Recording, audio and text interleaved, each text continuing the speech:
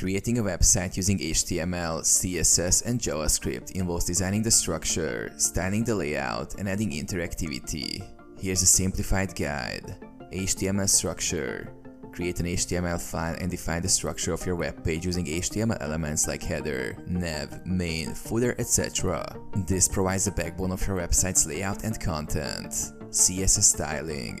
Add style to your HTML elements using CSS. Use selectors to target specific elements and apply properties such as color, font, size, margin, panning, etc. This enhances the visual appeal and layout of your website. JavaScript interactivity. Incorporate JavaScript to add dynamic behavior and interactivity to your website. You can use JavaScript to handle user inputs, manipulate the DOM, create animations, validate forms, etc. Link files. Link your CSS file to your HTML document using the link tag in the head section.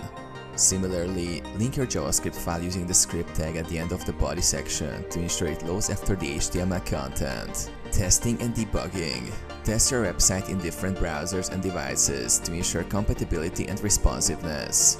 Use browser developer tools for debugging and refining your code.